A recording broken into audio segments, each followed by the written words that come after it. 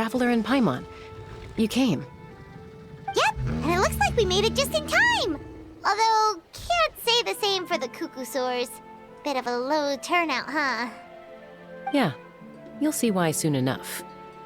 All right, get ready.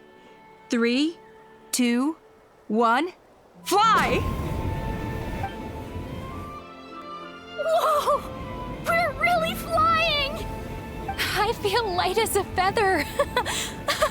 I'm flying without a Cuckoosaur. These phlogiston wings are awesome! What's going on? Paimon can barely believe her eyes. How did they fly all on their own? The merchants we ran into that day were selling a product called phlogiston wings. It's a flying machine worn on the back. To operate it, you just use a handheld trackball that controls the flow of gaseous phlogiston. That's incredible. Yeah. If our tribe, well, if Natlan mass adopted this technology, it would revolutionize our mobility and responsiveness in times of crisis. Just think of the countless tragedies that could be averted. I feel like I'm dreaming. Did I really just fly on my own without the help of a Cuckoosaur? You'd better believe it! Plus, you just passed a flying trial! Right, Elder Alba? Elder Alpa? Should this really count as a pass? If we did the trial using phlogiston wings? Why not? The scoring rubric is about flying performance. It doesn't specifically say you have to ride a Cuckoosaur, does it? Yeah, maybe, but... I mean, even Chaska had to ride a Cuckoosaur in a trial, right? And the whole point of a trial is to test both your flying technique and your ability to work with a Saurian companion. Well, if we can fly by ourselves, maybe we don't need to test the ladder anymore. Chaska, Traveler, what are your thoughts on this new invention?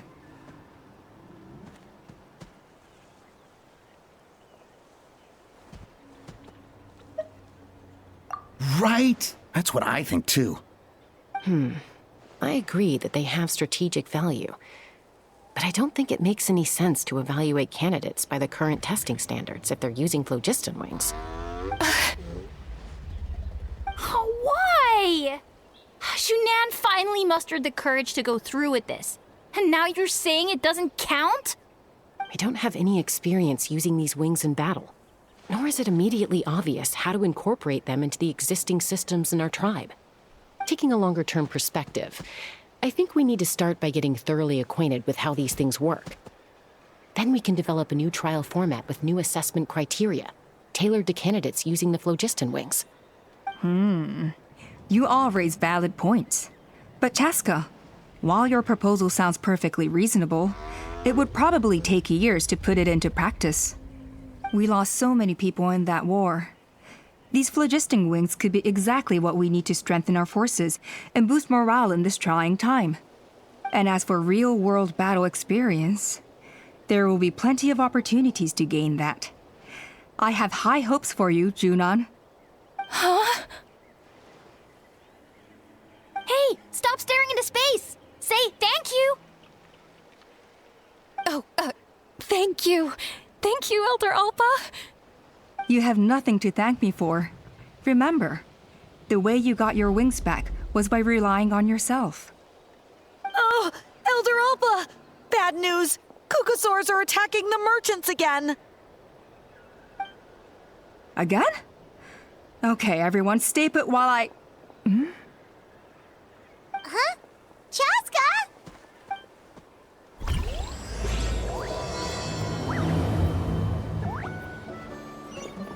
Why did Chaska rush off like that? And then Elder Alpa and the others too?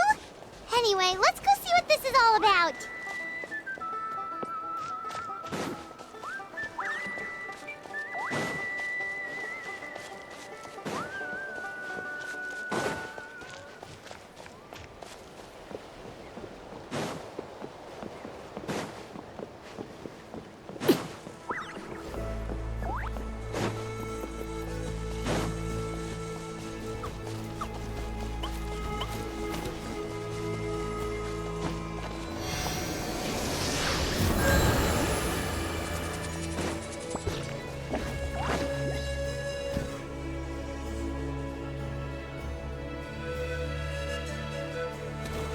no! It's back! It found us again! Run! Get out of here!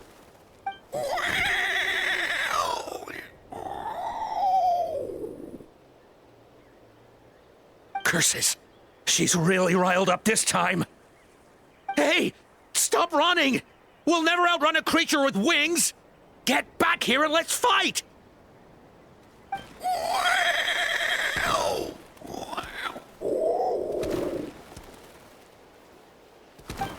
Stop! All of you! Chaska! Oh, wonderful! Quick, get rid of that thing!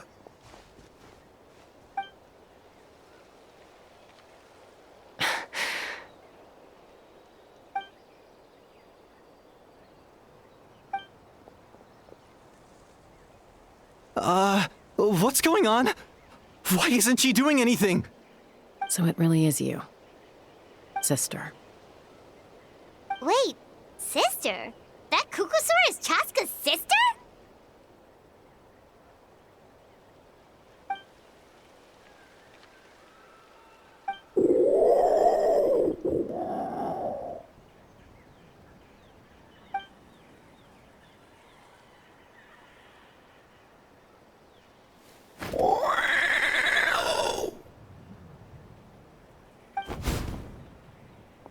Koya, wait!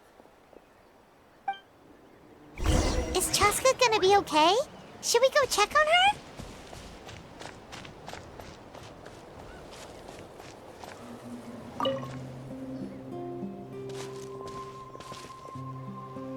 Chaska, are you okay?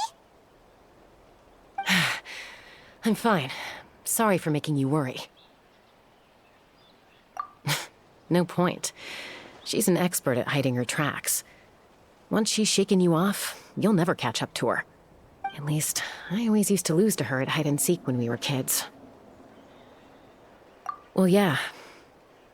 You know I was raised by Kukusaurs. Anyway, she and I grew up in the nest together. Her name's Koya, and she's my big sister.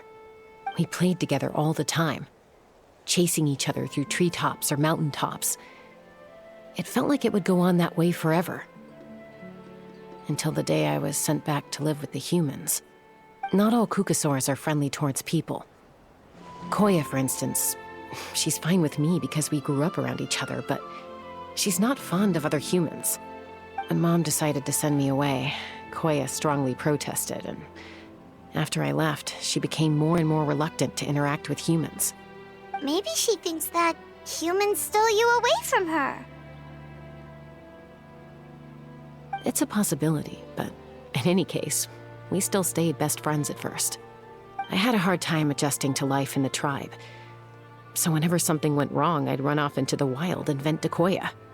Ah, so that's what Uncle Cusco was talking about. He said you seemed to prefer hanging out with Saurians to your own kind back then. Yeah, I did. But then, gradually, everything changed. With a new mom and dad, a new tribe, and Koichi, I started getting curious about these humans and made an effort to understand their behavior. The more time I spent with them, the less I spent with Koya. And then, one day, it was Koya's turn to leave the nest. She sought me out and asked if I was willing to leave the tribe and go live in the wilderness with her. As far as I can remember, that was the first time she ever approached a human settlement on purpose. So, how did you answer her? Well, I wouldn't be standing here talking to you if I'd said yes. No, I was torn. On the one hand, I'd already made up my mind to embrace my new family and accept my human identity. But I also knew that Koya wasn't a fan of humans, and I didn't want to disappoint her. She took my hesitation as an answer. She saw it as a personal betrayal, threw a huge fit, and then flew off. We hadn't seen each other since, well, until today. Not for a lack of trying, though. I tried asking Mom where Koya's new nest was so I could talk things out with her. But Koya had already asked Mom not to tell me where she'd moved to. It must be hard for Mom, being stuck between her two daughters. So I didn't press the issue. And I didn't go looking for her. If things carry on like this, I need to make sure I find her before anyone else. Even if she doesn't want to see me. For now, let's bring the wounded back to the tribe. And see what Mutota and Elder Alba have in mind.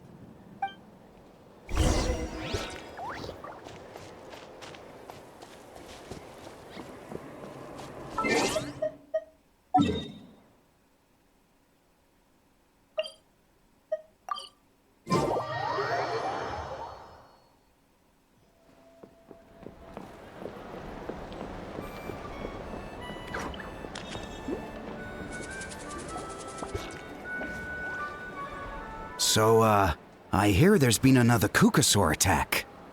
Ha! I knew it! They're wild animals, and they can't be trusted. Hey, show a little respect. The Kukasaurs are our partners.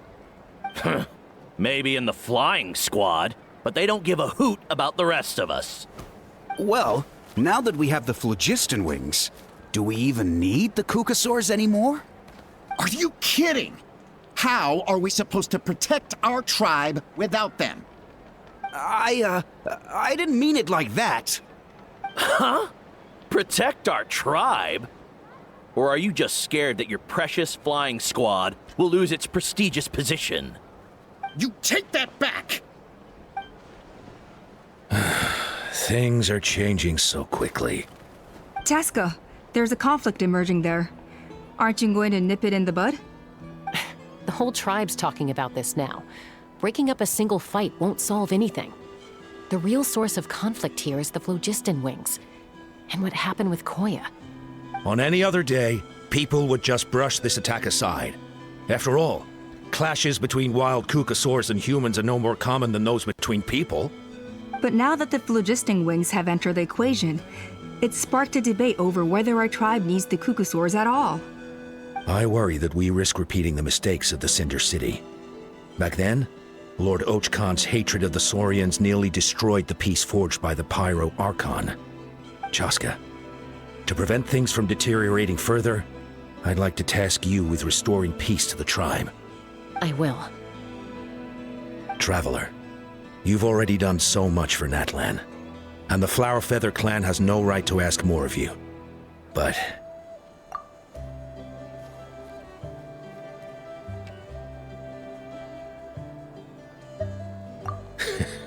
looks like I was making a mountain out of a molehill. And don't forget about Paimon. Just leave this to us. This whole situation has unfolded so quickly that it's put us on a back foot. To tell the truth, it makes me a little suspicious. You think someone might have orchestrated all this? It's possible. Leave it with me. I'll look into it. Also, Chaska, could you try to keep a low profile while you're out there digging around? We don't want to give our hand away. I'll do my best. Okay, so where should we start? This all began with Koya's attacks. If we can find out what led her to do it, that should give us something to work with. Unlikely. Given how she reacted when I showed up, I don't think she's forgiven me. If you want to resolve a conflict through dialogue, sometimes you need a third-party facilitator. Let's go see my mom.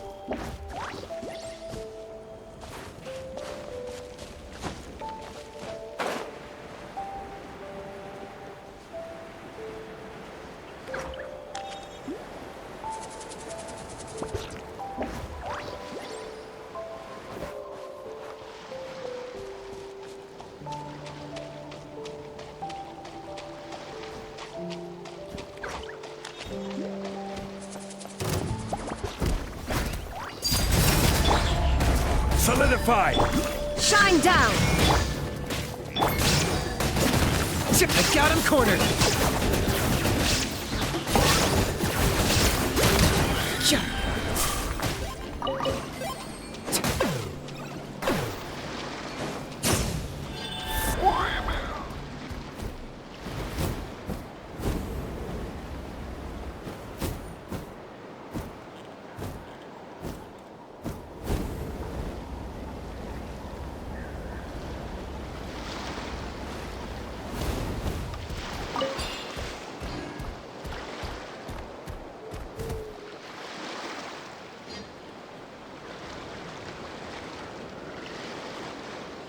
Wow, so this is where you used to live as a child?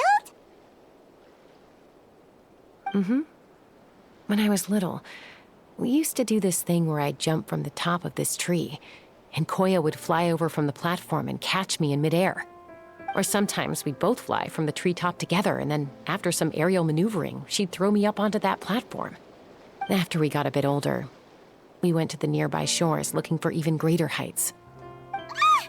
Stop! You're gonna give Paimon a heart attack! Oh, really? I just thought it made a fun story.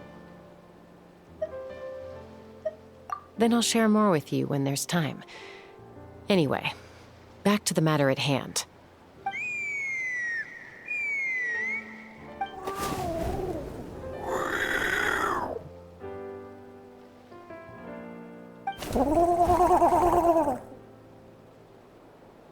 Hey, Mama Bird, I'm back.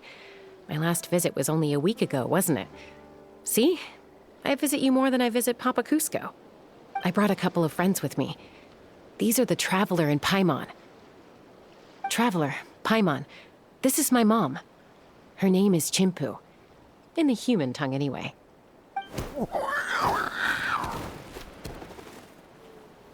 Hi! No, not really. I don't speak it as such, but I can sort of get the gist. Although only with Mom and Koya, since I spent my formative years with them. Even then, it's basically a best guess based on their sounds, body language, and expressions. Seems to work about 9 times out of 10, anyway. As for whether Mom understands me, I can't always tell. But somehow we still manage to communicate. Call it the family bond, I guess.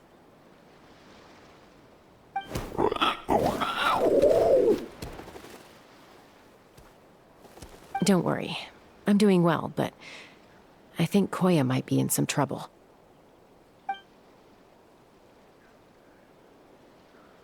I know she's never been a fan of humans, but she's never deliberately attacked them before either.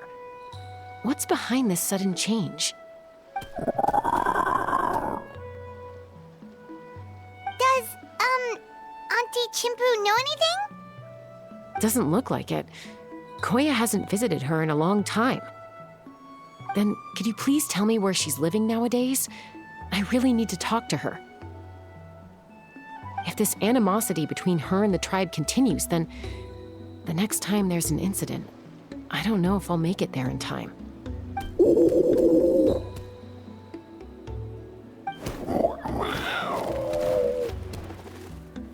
She said she'll take us there. Thank you, Mom.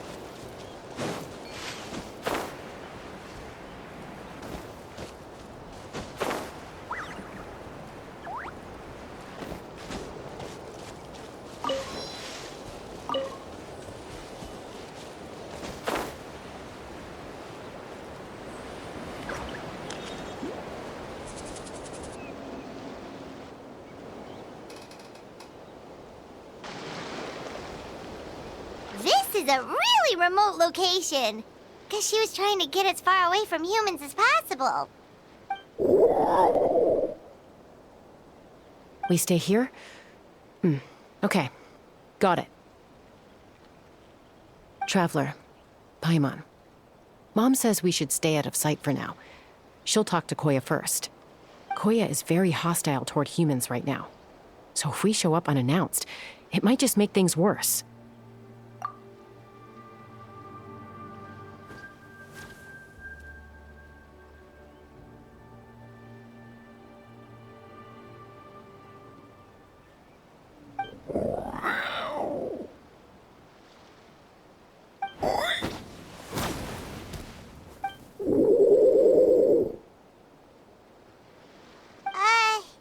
Any idea what they're saying? Sounds like things are more complicated than I imagined. There's evidence in this area suggesting that Koya might have been the victim of a human attack.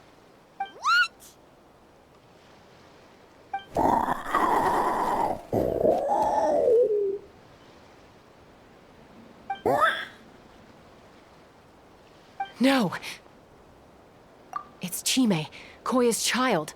The attackers kidnapped her. They came over the sea, under the cover of night, and they took Chime. What the heck? Who would do such a thing? I searched day and night, and finally found them.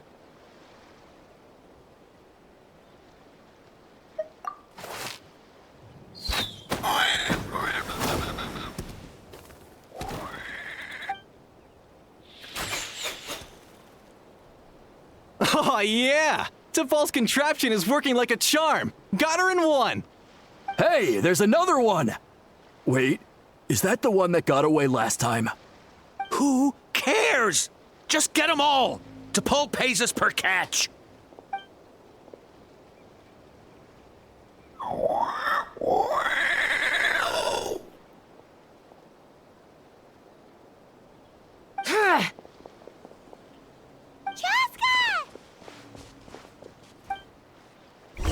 Chaska? How do you get here? Quick, stop her! Don't you even think about running away!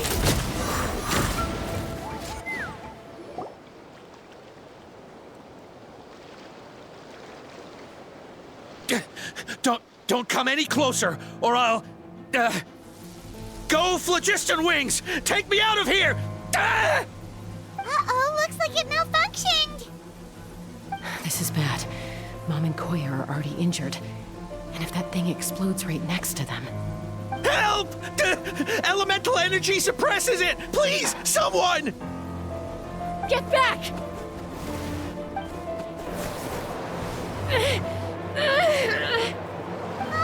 It's still going, and it's getting worse. Guess we need a more permanent solution.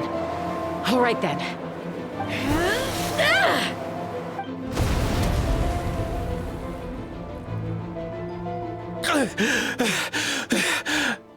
That was too close. I thought I was gonna die.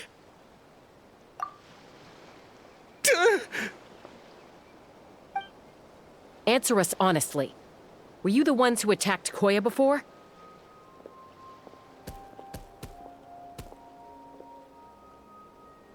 I am... No, it was...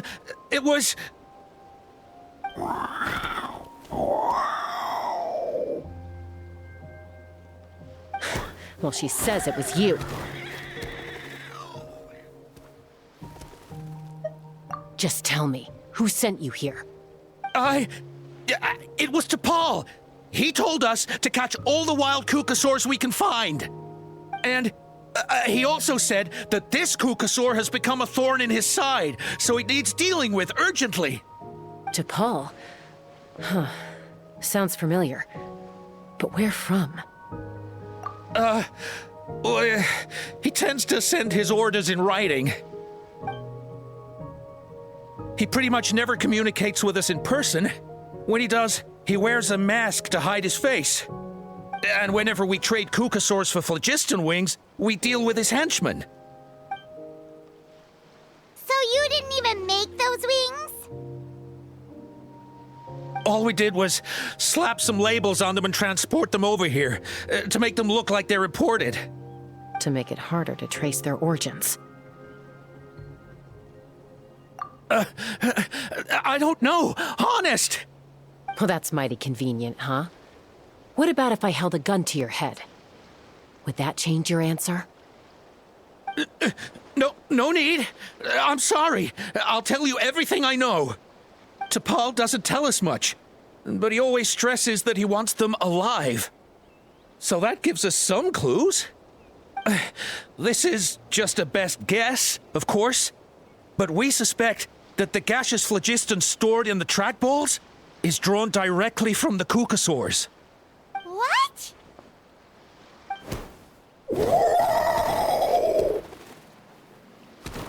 Easy now. You're still injured. Hey, keep talking. Yes, ma'am. So, the gaseous phlogiston has to be highly refined in order to power the phlogiston wings. The slightest imperfection can have disastrous consequences, as you just witnessed. But the Kukasaurs have a natural ability to process gaseous phlogiston. So, if you use them as an intermediary, then...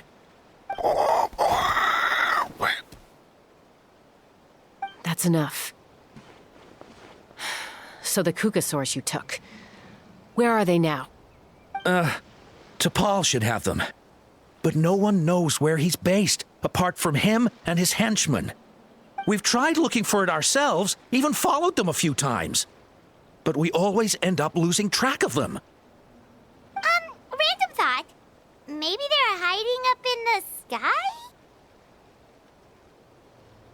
T'Pol. T'Pol. I'm sure I've heard that name. Maybe it was... Chaska, Traveler!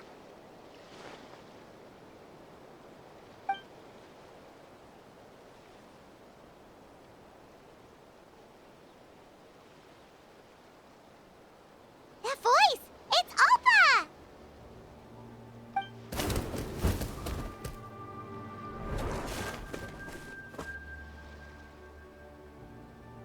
Elder Alba? What brings you all the way out here? Well, I was patrolling nearby when I heard the sound of an explosion. What's going on?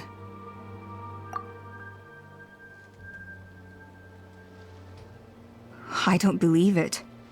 Elder Alba, does the name T'Pol ring a bell to you? I feel like I've seen it written down before. Maybe in a list of candidates for the flying trials? Huh? So he's a member of your tribe then? No. If he was a member of the Flower Feather clan, I'd definitely know him.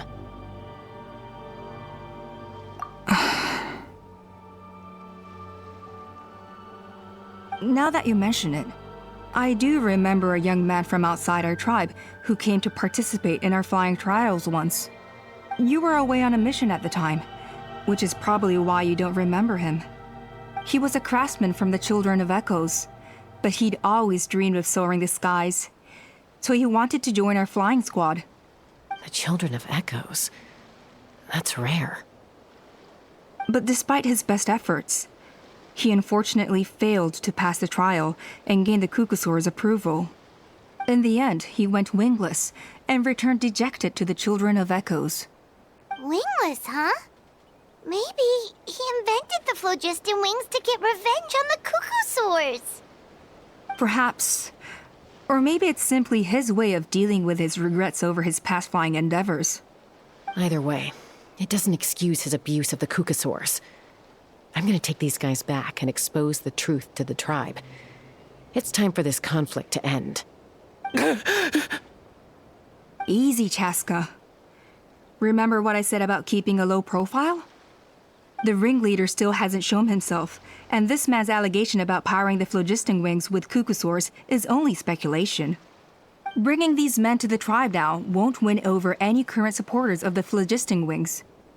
In fact, it may even escalate the conflict further.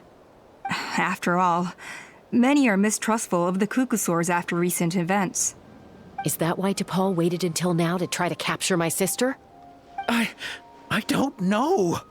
I mean, He did tell us to spread negative rumors about the Kukasaurs and slip some Mora to anyone opposed to them, but... But Koya only attacked humans because they stole her child! Nevertheless, we will be hard-pressed to change people's minds while emotions are running high. Unless we have irrefutable evidence. Bravo! My thoughts exactly. In the meantime, leave these men with me. I'll escort them back to the tribe. I'll take the other members of their crew into custody too. They won't get another chance to stir up trouble. Fair enough. I guess finding T'Pol is going to be the key to resolving this conflict. Let's hope the Children of Echoes have some info on him.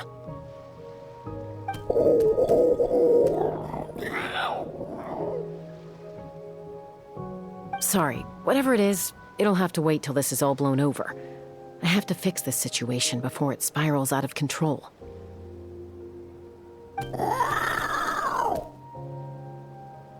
Mom, sis, rest up and get well soon. I gotta fly.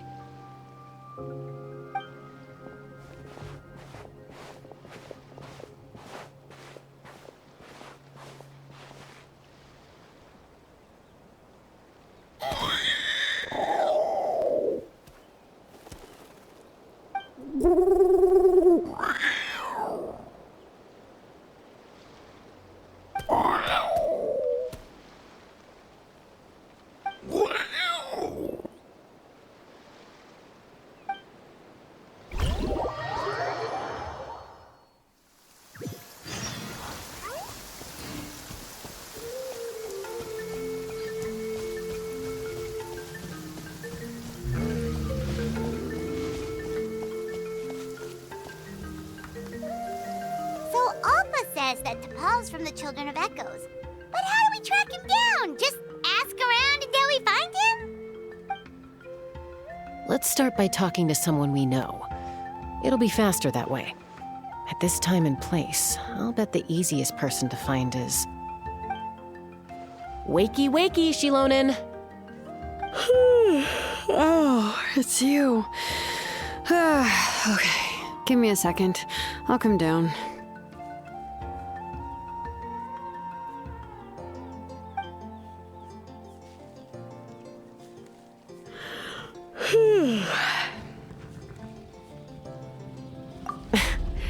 I climb trees to fly further and see farther.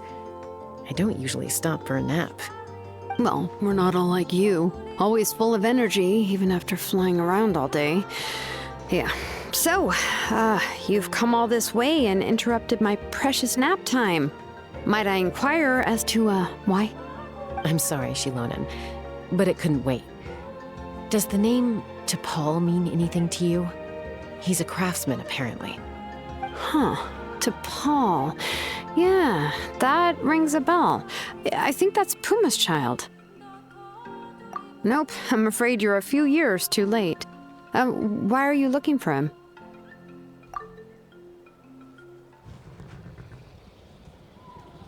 Huh, phlogiston wings.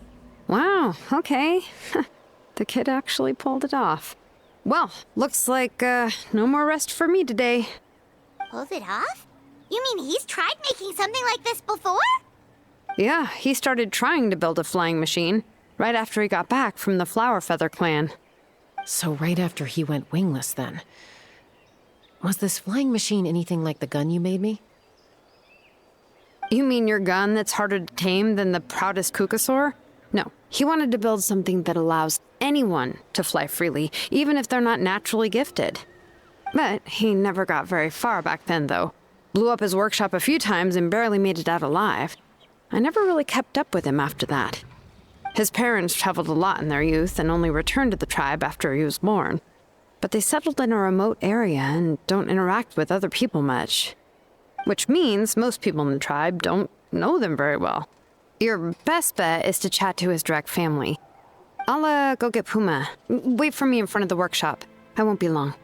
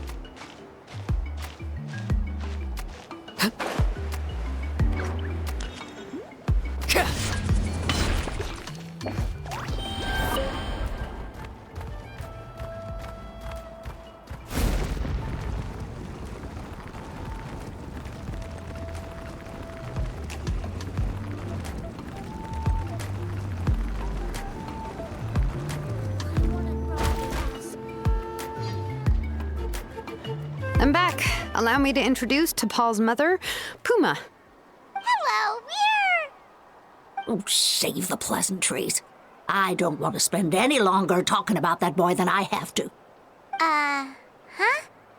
I disowned him long ago. He is no child of mine. All he cared about was his pipe dream of reaching the sky. Oh, we tried to talk sense into him, but he was obsessed. And then when he left us, he spouted some nonsense about building a workshop in the sky to avoid the constant criticism of us ground dwellers. He left his notebook behind. Whatever questions you have, you can look for them in there. I am done talking about him. He's no son of mine. He never called me Mom anyhow.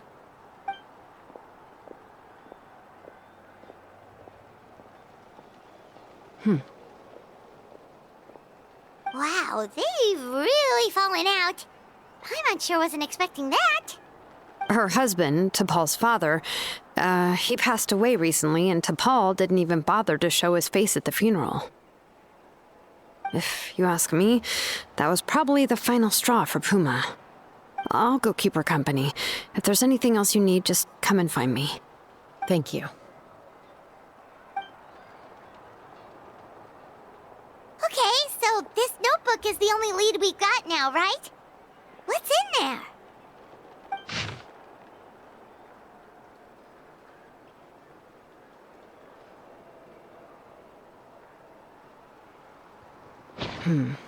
Some early designs for the phlogiston wings, and some theorizing about an airborne workshop. Ochkanatlan, the Cinder City. Looks like that's where he got his technological inspiration from. So, was he serious about the workshop in the sky? But that's such a big project for one person. Do we think he actually pulled it off?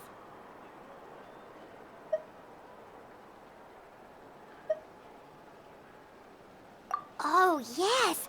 The one from the trial arena that was super high up. That balloon has been there for a while, and everyone's been wondering how it got up there, but what if that's the wrong question?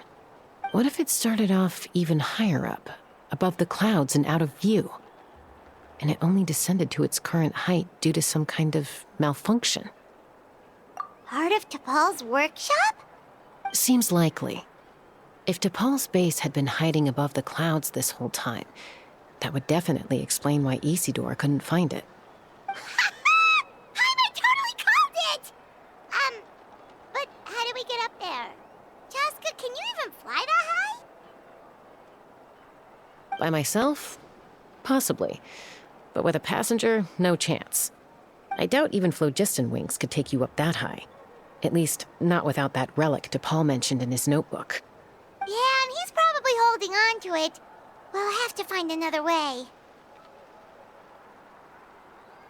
Nope. That's way beyond Paimon's altitude. Also, would you really expect Paimon to go up there and take on T'Pol all by herself? Let's not worry. Just because we can't think of a solution doesn't mean no one else can. I'm not the only flying expert in my tribe, you know. Oh, good point. We should go ask Elder Oppa. And Mutoda. He was quite the flying ace back in the day, too. Let's head back and see what they suggest.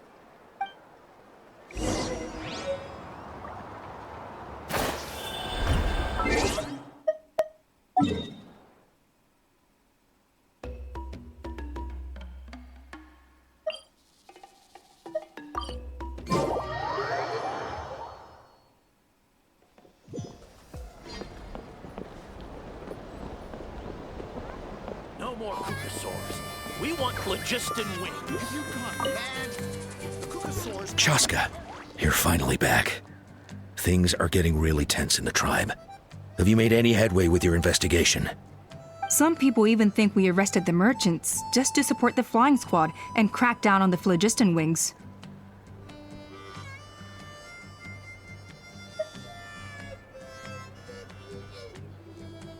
We found some promising leads, but there's a major obstacle standing between us and the irrefutable evidence we need.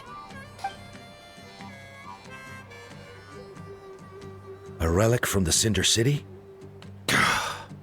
So Och Khan's still managing to sow discord, even after all these years. An airborne workshop and a hot air balloon above the trial arena. And that's where you're trying to get to now? Neither phlogiston wings nor a Kukusaur can take you that high up. Do you really think that's where T'Pol is hiding? You know what? There might just be a way. Really? Do you still remember those spouts in the arena? When they were all blocked, the gaseous phlogiston was trapped and unable to flow. But now, it's flowing freely. If we were to block them up again... You mean all of them except the one at the very top of the arena? To build up the pressure there? Precisely.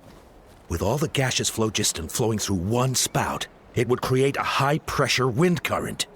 And then we just ride it up into the sky! Yes, it has its risks, but with Chaska's abilities, I think she could manage it. It's an extremely risky approach, but I agree that it's feasible. If you want to give it a try, check with Inkanak at the trial grounds. She can explain how to block the spouts.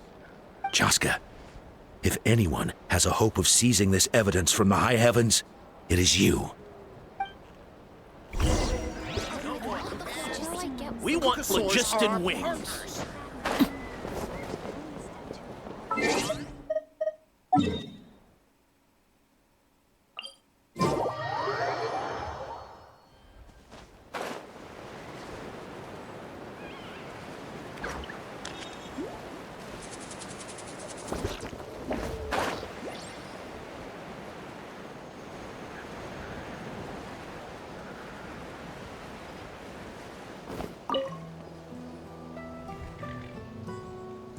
Goodness me, that is a very bold idea.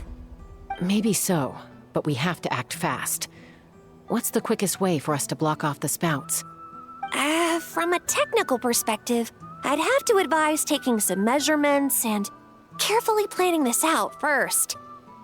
But I'm guessing that's not what you want to hear. Then we'll have to take the rough and ready approach. See the solid phlogiston over there?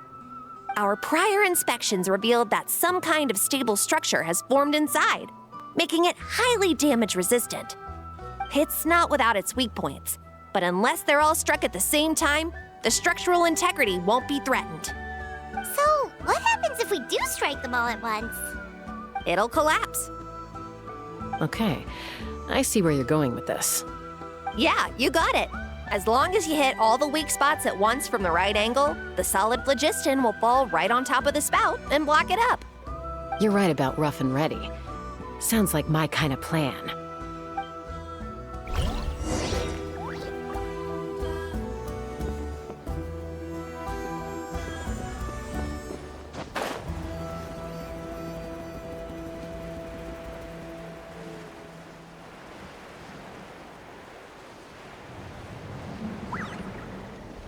Look! There's a chunk of solid phlogiston right over that spout!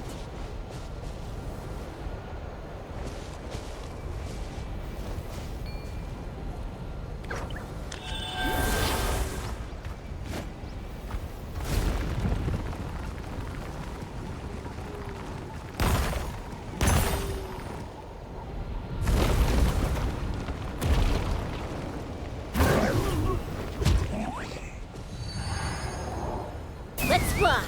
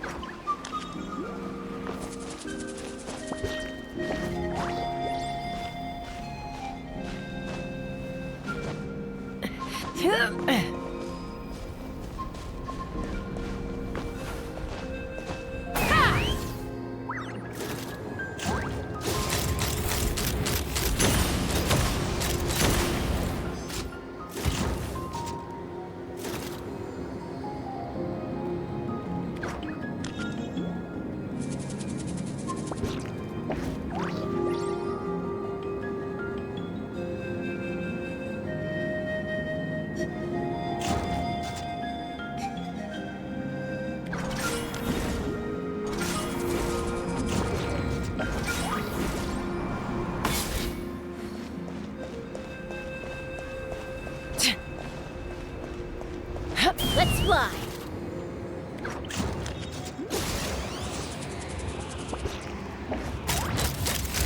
Open fire!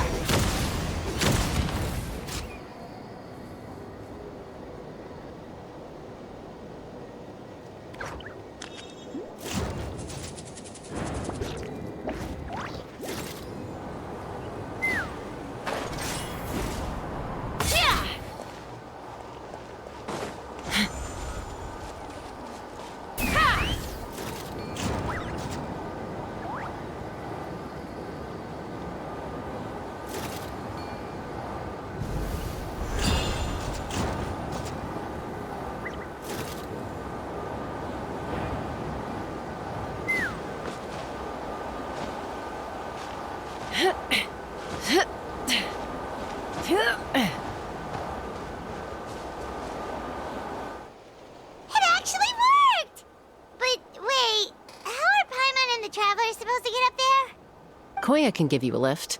She's actually been following us this whole time. Wow, Paimon didn't notice at all. Well, probably because she didn't want to get too close to humans. Or maybe just me.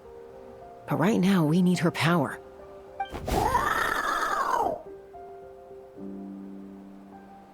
Whoa, you didn't even have to summon her.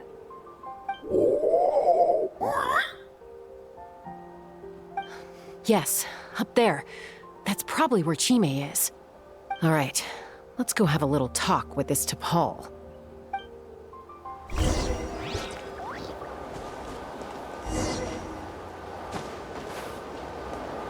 Take me up!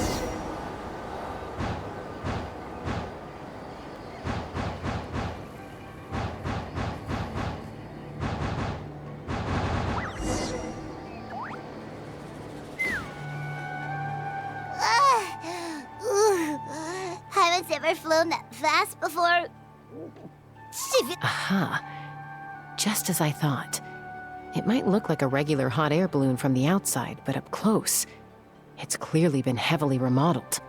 And sure enough, it only descended below the cloud line because the custom-built machinery malfunctioned. I should be able to figure it out with T'Pol's notebook. Thankfully, I know a little DIY from fixing up my guns when they're having issues. That should just about do it.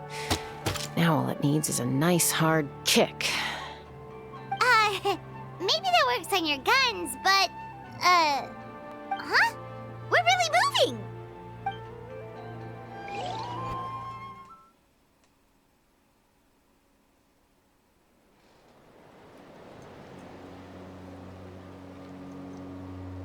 Here it is! The workshop in the sky! Oh, you gotta see it to believe it. Makes you wonder why T'Pol even bothers with phlogiston wings when he has tech like this. Well, according to the notebook, the platform beneath us runs on components from the Cinder City. Those can't be mass-produced. Also, I have some doubts about its mobility after seeing how it moved just now. For someone like T'Pol who dreams of flying freely, this definitely doesn't cut it. But if he's got that relic, he should be able to make a set of prototype wings for himself, right? Why bother making a whole flying workshop so he can mass-produce them?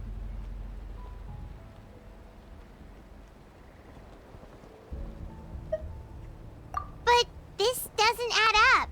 If he's already achieved the power of flight, then he must have bigger dreams we don't know about. But what? With any luck, we'll find the answers in his workshop.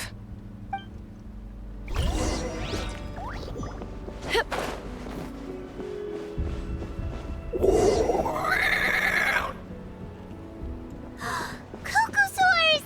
Seems like the merchants were right. T'Pol's using them for his own ends. I'll bet that mechanism on top of the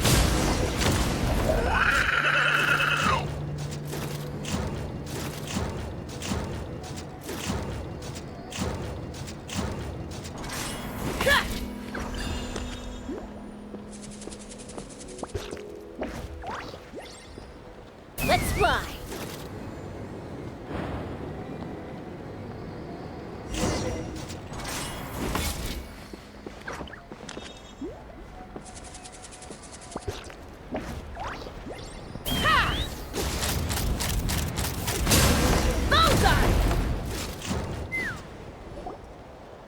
Why won't it fly away like the others?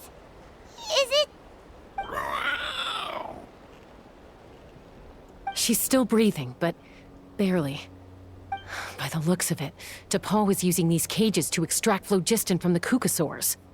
Once a Kukusaur is drained of phlogiston, it becomes too weak to move. We'll have to come back for these ones after dealing with T'Pol.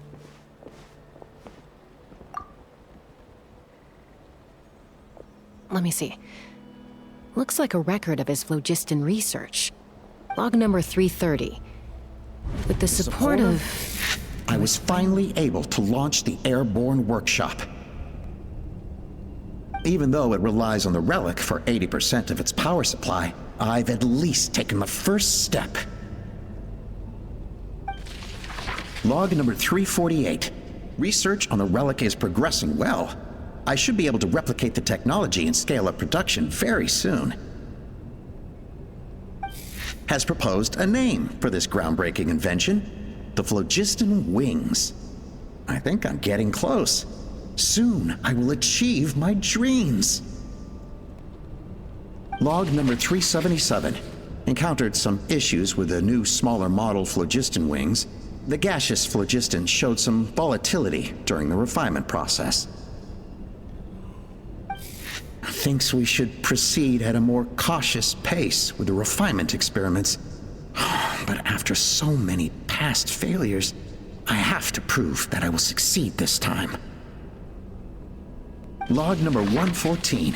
Ran an experiment using Kukusaurs to refine gaseous phlogiston. It was a success. Log number 117. I have started recruiting merchants and hunters to capture wild Kukusaurs. Log number 121. Major breakthrough in the efficiency of phlogiston yield. Huh? So many parts have been crossed out! Yeah, probably the contact he alluded to in his other notebook. Guess he has a benefactor. Did anyone else notice how the numbering system in this notebook suddenly changed halfway through? We haven't got time for textual analysis, I'm afraid. Grab the notebook and let's press on.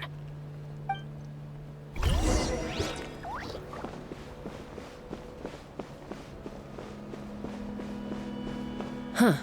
Never seen one of these before. Looks like this was built with the Cinder City components, too. You're not thinking of giving it a nice hard kick, are you?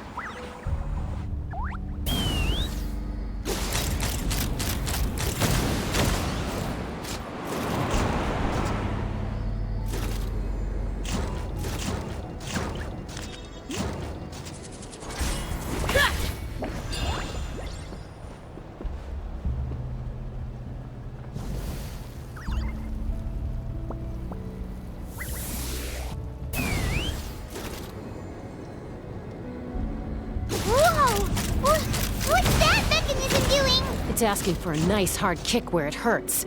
Aim for the weak spot.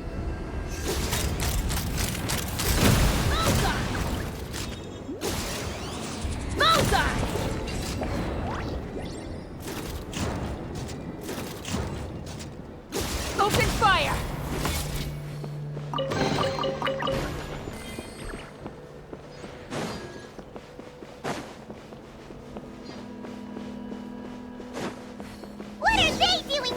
It's T'Pol's henchmen. He must have brought them here using the relic in his prototype wings. Watch out!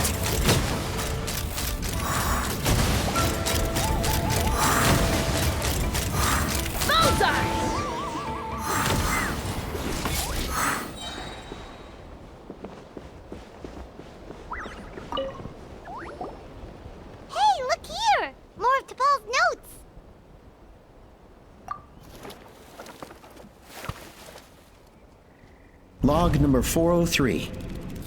Introduced me to some new comrades who fully support my ideas.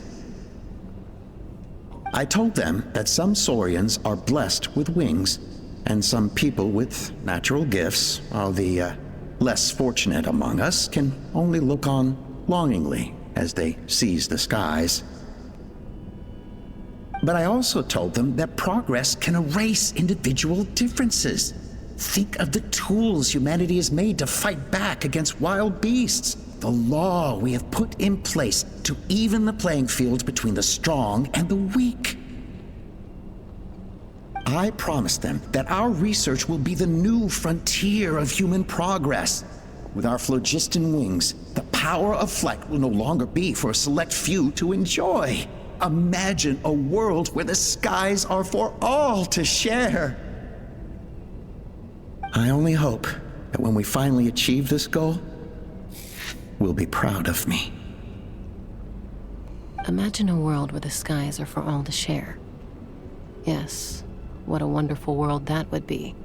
If only it were possible. We could respond faster, and so many tragedies could be prevented. But DePaul, what about the Saurians you're draining dry of phlogiston? You're not sharing the sky, you're stealing it! Bad move. I won't let you get away with it.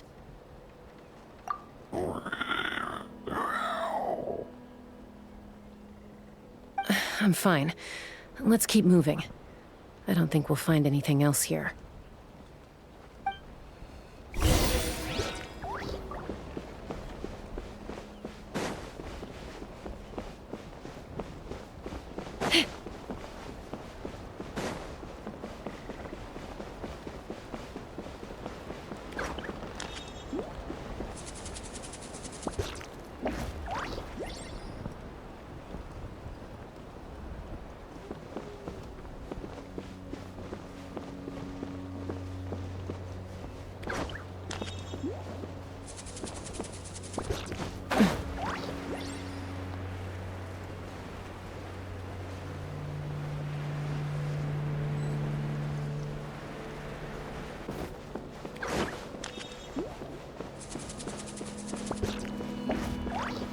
Take me up! Bullseye! Locked on!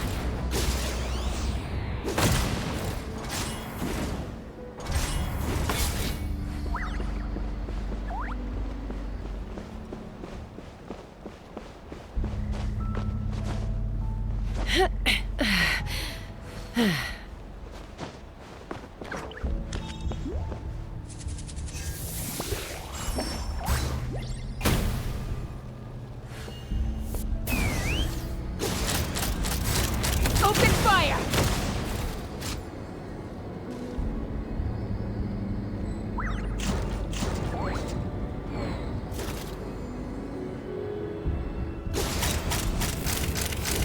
Bullseye!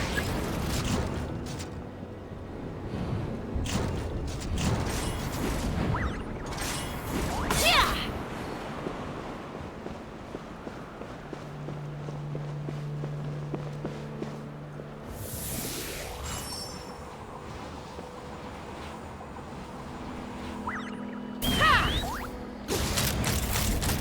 Locked on!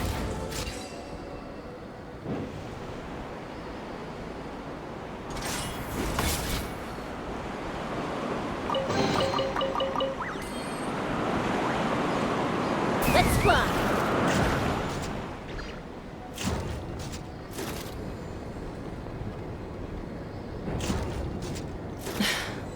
I can't believe he captured so many Kukasaurs. But right now, we have to focus on solving this problem at the source.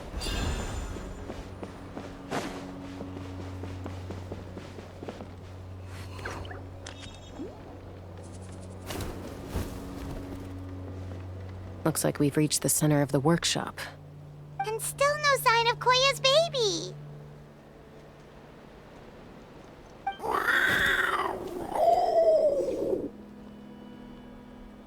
Let's search this area for now. If we still can't find Chime, we'll double back.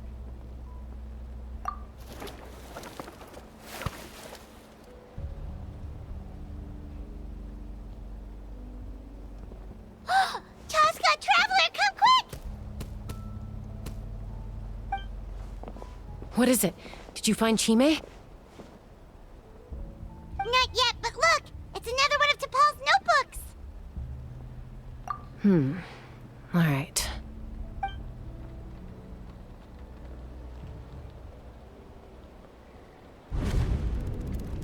Log number 428. We decided to restart the experiments on phlogiston refinement, but without telling. This is the final obstacle to the success of the Phlogiston Wings project. We cannot fall at the last hurdle. Log number 436.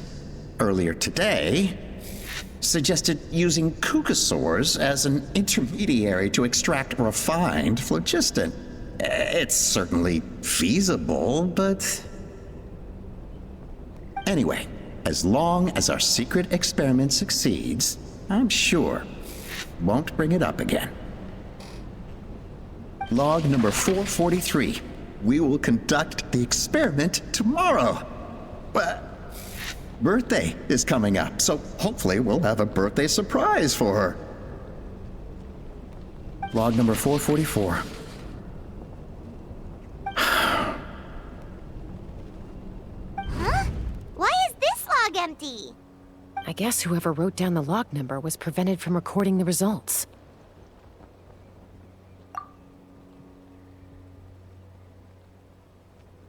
Log number 0. We lost many comrades in the accident. Among them are friends, lovers, and children. But we cannot stop now. We will keep their legacy alive and carry their dreams forward. As of today, we are scrapping the artificial refinement method.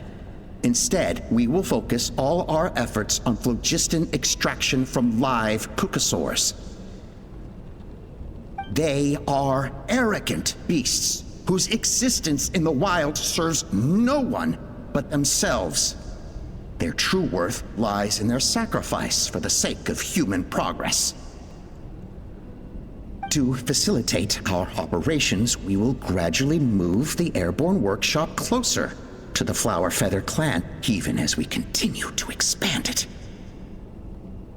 All this we do to create a world where the skies are for all of humanity to share. All this we do to make T'Pol's dream a reality.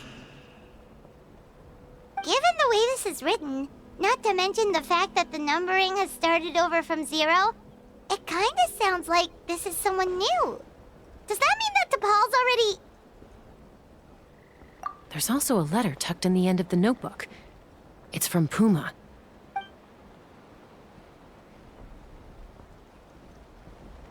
T'Pol, I don't know where you are right now, so I don't know how to reach you. My best bet is to send this letter to the Flower Feather clan. Your father is gravely ill. Oh, I know we've had our differences in the past, but he is still your father. Won't you come and visit him? Please. I know you never liked him and cared even less for me. All you ever yearned for is the sky. And your birth mother. But we'll still be waiting here for you if you do come back. This may be the last chance you'll get to see your father. So Puma's not T'Pol's real mom? Huh. Well, she did say he never called her mom, but I'm gonna assume she was just venting.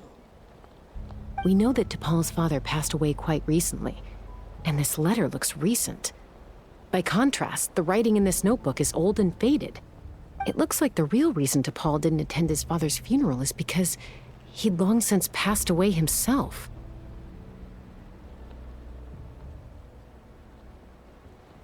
If we ask ourselves why this letter was sent to the Flower Feather clan, why T'Pol always yearned for the sky, and how he got his hands on a relic from the Cinder City, it all points to one answer.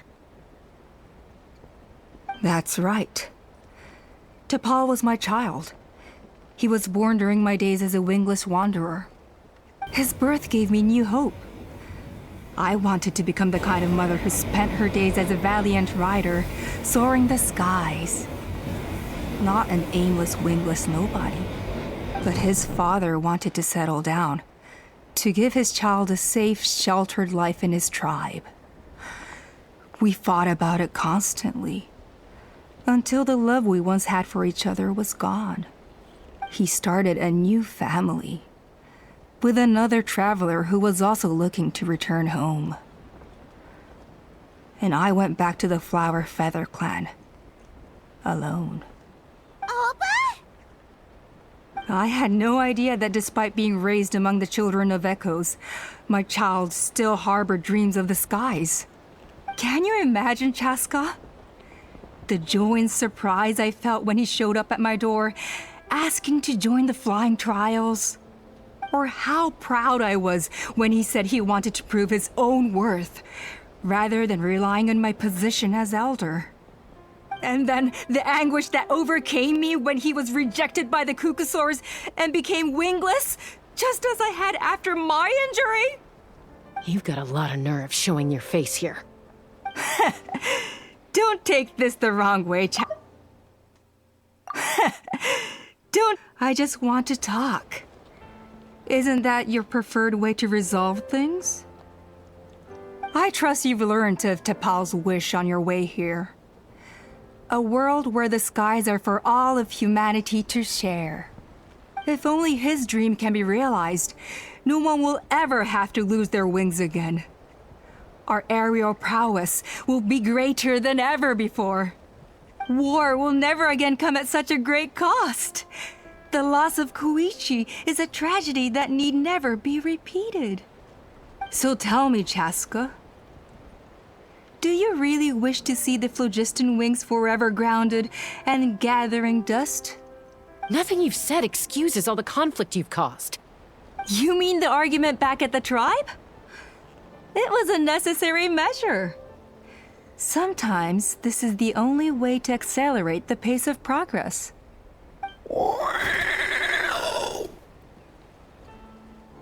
Is a mother harming her children when she coaxes them into swallowing a bitter pill? Of course not. It is a brief moment of suffering for the greater good, and the child would come to understand this in due course. The phlogiston wings are that bitter pill. We will never progress as a tribe if we cling to the scraps the Kukasaurs offer us. Once the people have embraced the phlogiston wings, they will never look back. Even if they learn how the refined phlogiston is sourced. They will convince themselves that the sacrifice of a few Kukasaurs is a small price to pay for our dominion over the skies. But this I had not anticipated. I barely had the chance to introduce the phlogiston wings to the tribe before you found this place. Your plan was hardly foolproof. Yet, it can still be salvaged. Chaska, traveler, you are the hope of humanity. I'm sure you have your doubts about my methods, but know that my love for humanity and for Natlan is genuine. You know me, Chaska. And you know that I've always treated everyone in the Flower Feather clan as my own children, as fellow humans. Surely you can understand my perspective.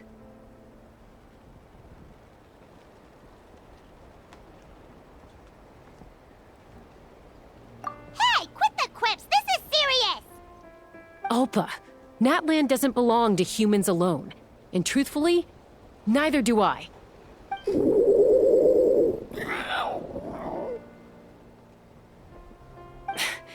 How many times has the Abyss invaded Natlan now? And yet despite how much stronger it is than us, Natlan still stands as a nation of humans and Saurians. Peace imposed by force will crumble in a matter of days, because social bonds are what hold a civilization together. Weren't you the one that taught me that? And yet you would break the bond we share with our Saurian companions to take more power for ourselves? That's as stupid as hacking your own arm off to use it as a club. They are wild beasts, driven purely by instinct. How could they possibly understand human social bonds? Ugh, how did someone like her ever become a writer?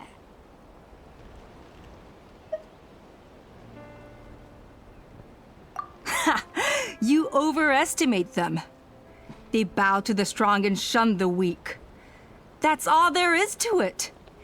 They never gave Tepal a second glance when he was at his lowest, nor me when I returned injured from the Cinder City. It's all about survival of the fittest for them. Plain and simple. They obeyed me once I proved myself stronger than them, but the moment it serves them better, they'll abandon me in a heartbeat. You're wrong, Alpa. They only reject the wingless because they don't want to fly anyone to their death.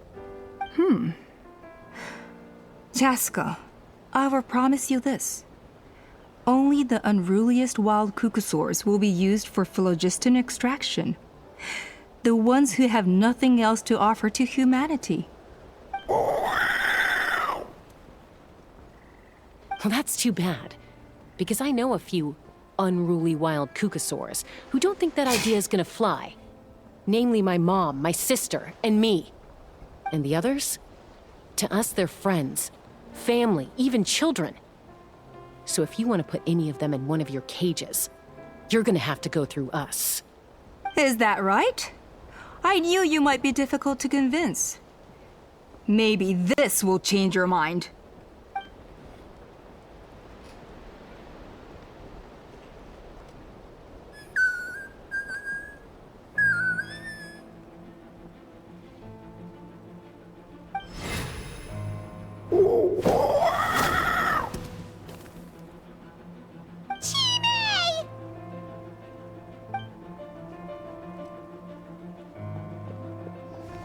Alpa! Careful! Don't make any rash decisions. Unless you want to see her suffer. Oh no, that's one of the extraction cages! I told my subordinates to take control of the tribe while I was away. Luckily for them, our strongest warrior and our most powerful ally aren't there to stop it. Take control? What are you planning to do with Mutota and his supporters? Merely accelerate their inevitable downfall. They cannot stand in the way of progress forever. It is not the move I wish to make, but I'm afraid you and your friends force my hand. And since you insist on imposing me too, I have no choice but to keep you here until the dust has settled. So that's what you meant by I just want to talk. You never intended to negotiate. You just wanted to stall us. No, Chaska. I genuinely hoped I could win you over. You are the strongest warriors we have. Put down your weapons, and I promise you that no harm will come to this young Saurian. I just need you to stay here for the next couple of weeks or so, while my people consolidate their power.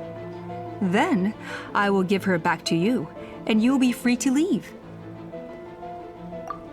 As long as the majority supports our vision, even the Pyro Archon cannot meddle in our internal affairs. Your vision is deranged, and the Flower Feather Clan will never support it. You sure about that? Then wait here and see. Time will tell. What do we do? Even if the whole tribe fights back, Mutota's in grave danger! Stop delaying the inevitable! Drop your weapons and get into the cages, now! She's still holding Chime hostage. Is there really no other way?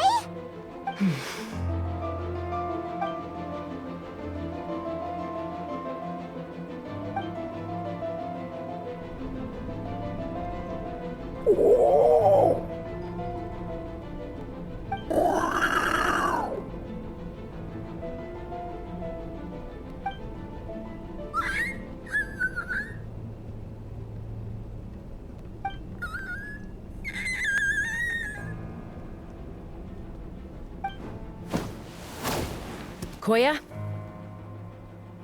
Huh? What are you yapping about? Stand down. Drop your weapons, now! This instant! Ah! Ah! No! The relic!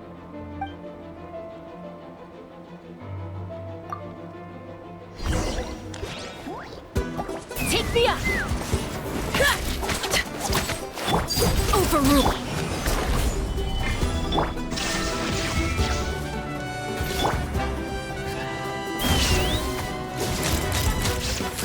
Bullseye!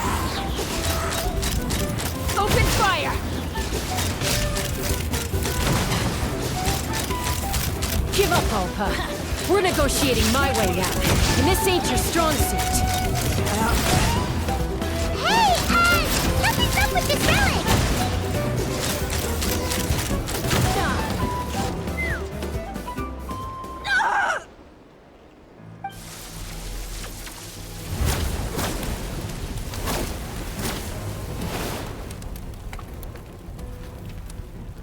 No! What is she doing? She'll bring us all down with her! But why? We stabilized the relic. Maybe it got damaged in the fight. If we don't think of something fast, this whole workshop is gonna fall apart. No. They're directly beneath us. My beloved tribe!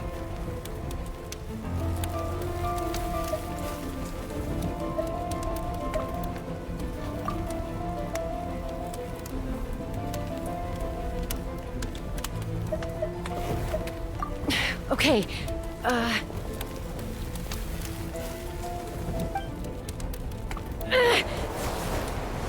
it's too powerful. This ain't a toy like last time. I don't think I can just throw it aside.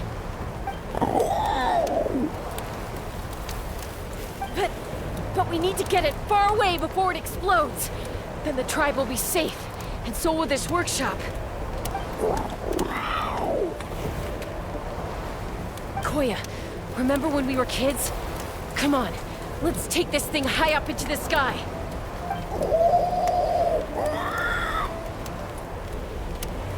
Don't worry, I know I can get rid of it before it explodes. We're talking some surface wounds at most. All I need is for you to catch me at the end, just like old times.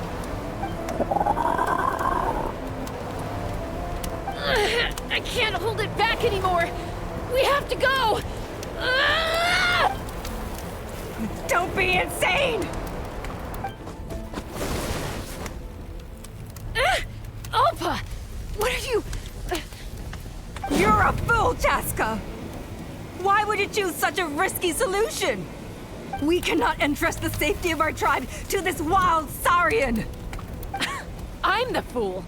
You really think you can stand a better chance than me? Sure, it may be asking too much for an ex-wingless to escape the blast radius in time. But I can fly it a safe distance away, even if it's the last thing I do.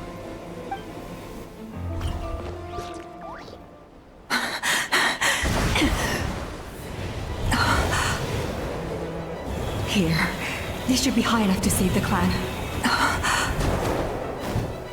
What? You don't get to die a hero today.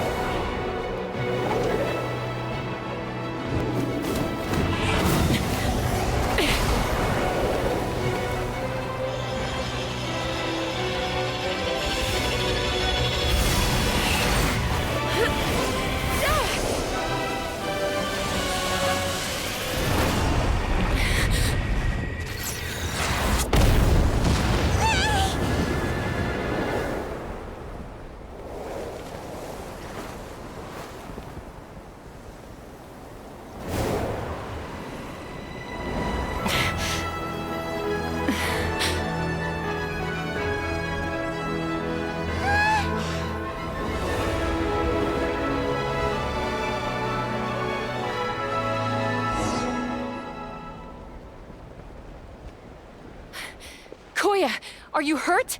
Let me take a look at you. What do you mean, I'm fine? Didn't I tell you to catch me on your back? Why did you try to shield me from the blast?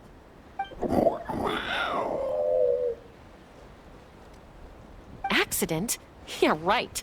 Seriously, you're as stubborn as ever. Chaska! Koya! How are things looking here?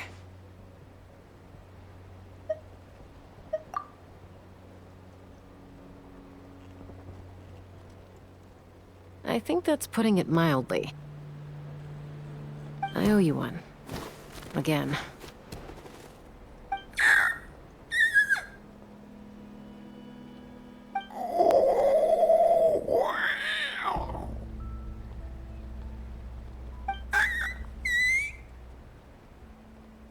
Oh, but be honest. Do you still think Kukasaurs can't form bonds? Mom, I'll figure out the refinement problem. I'll find a way. You don't need to worry about it. I just need some more time. That's all I ask. Please just trust me. Just this once.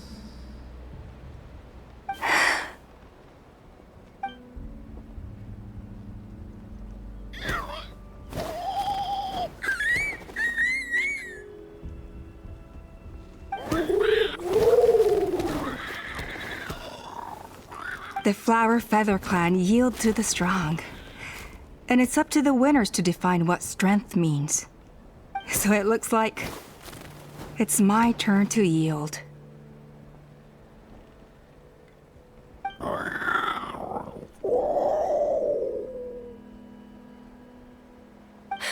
Koya! Koya!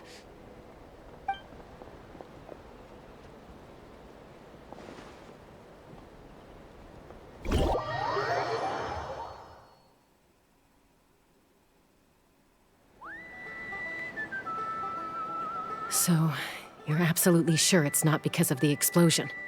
Yes, for the 10,000th time, I'm sure. The blast barely touched her.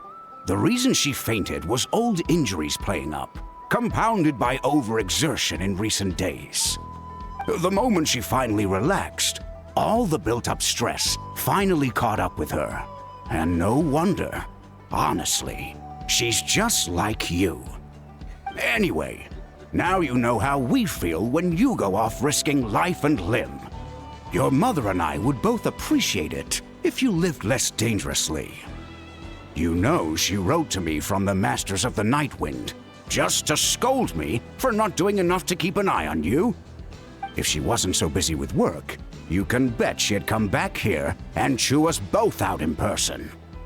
I'll find an opportunity to apologize to her. I promise. You'd better. No more avoiding us, okay? And don't get me started on all the checkups you've missed. Got it. Got it. Huh? Koya? You're awake. I'll go let everyone know.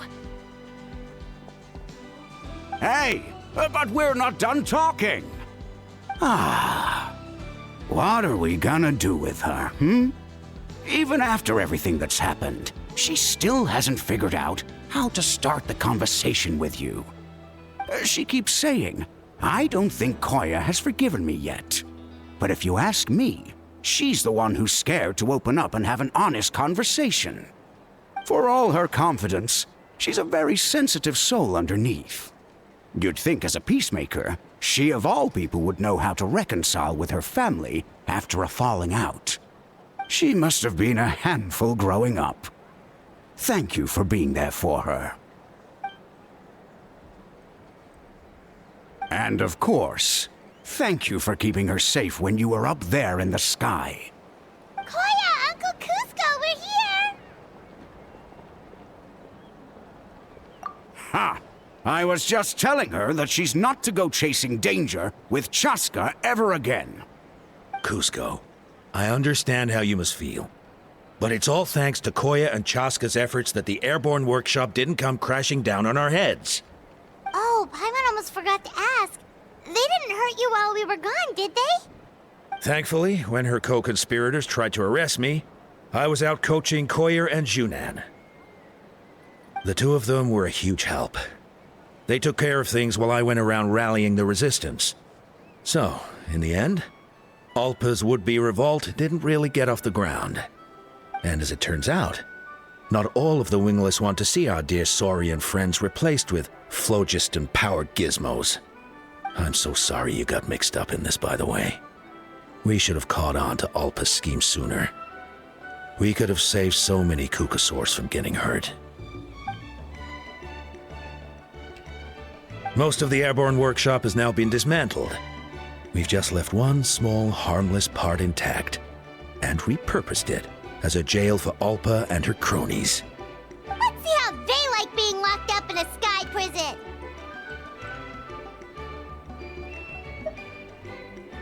So, it looks like there's just one last conflict left to resolve. Peacemaker, you're up. I said I had to wait until things had blown over, didn't I? And now they have. But I still have no idea what to say. Koya, I just want to say, I'm sorry for how things went down back then.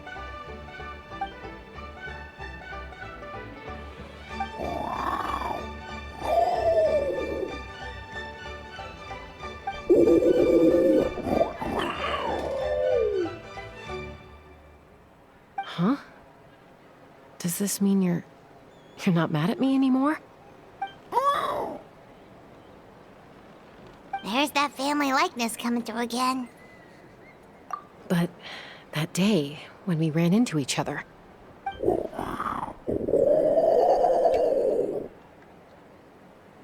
Huh? So then, when did you finally make your peace with it?